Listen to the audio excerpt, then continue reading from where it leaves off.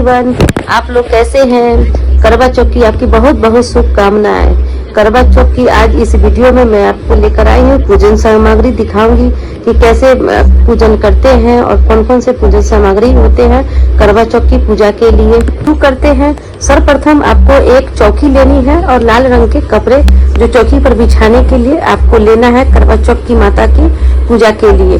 और साथ में एक फोटो, एक मिट्टी का करवा लेना होता है और एक चीनी का भी करवा लेना होता है, जिससे खाना भरा जाता है, जिसमें हम बाद में सासू माँ को पूजा के बाद दिया जाता है बहना के तौर पर। इसके साथ ही आपको पूजा का श्रृंगार का सामान लेना होता है और श्रृंगार में आप 5, 7 या 16 श्रृंगार ले सकती हैं। एक चुन्नी भी लेनी होती है जो कि छोटी सी होनी चाहिए, जो पूजा के लिए बेसिक है, जो कि आप नवरात्रा में जो यूज करते हैं छोटी चुन्नी माता जी को चढ़ाने के लिए, उसी तरह का छोटी चुन्नी आपको लेनी है करवा चौथ की माता की पूजा के लिए।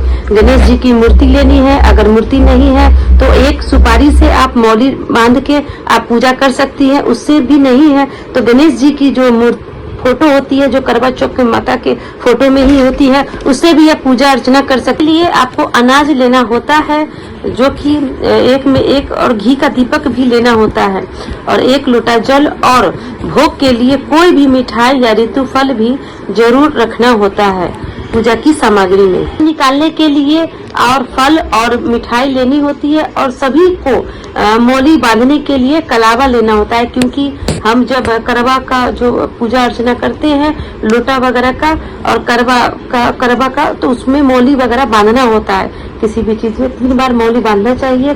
कलश या कलावा को बांधने के बाद आपको पूजा अर्चना करनी चाहिए और मिट्टी का दिया जरूर रखनी चाहिए, जो कि छन्नी में देखने के लिए, चंद्रदेव की पूजा करने के लिए छन्नी में रखने के लिए होता है। कुछ लोग आटे का भी दिया बनाते हैं, क्योंकि आटे का दिया भी बनाना बहुत शुभ माना जाता है।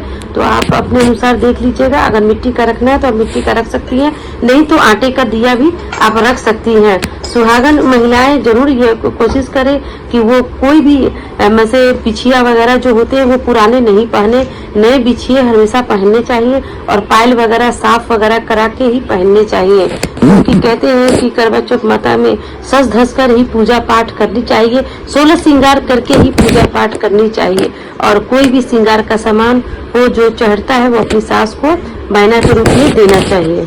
चौथ माता के पूजा करने के बाद बहना के रूप में आपको सास को देना चाहिए, जो कि जिसमें सारी श्रृंगार का सामान और ऋतु फल मिठाई होते हैं, इसलिए मिठाई को रखना बहुत जरूरी होता है।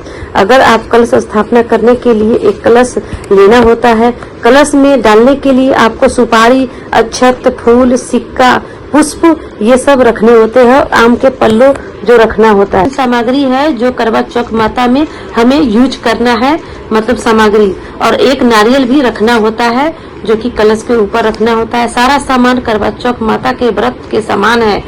यह सब पूजा पाठ से ही है, इसलिए ध्यान रखिए। बिल्कुल आसान तरीके से और सिंपल से मैंने यह बताया है। आपको सज धज के ही पूजा पाठ करनी चाहिए।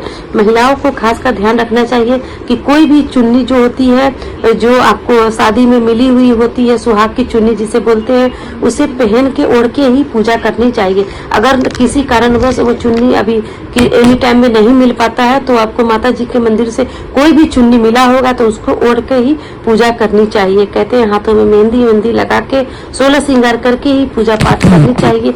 इससे घर में सुख समृद्धि का वास होता है और घर सुखी संपन्न बना हुआ रहता है। मेरा वीडियो आपको अच्छा लगा हो तो लाइक और सब्सक्राइब जरूर कर दीजिएगा। जय करवा माता की जय।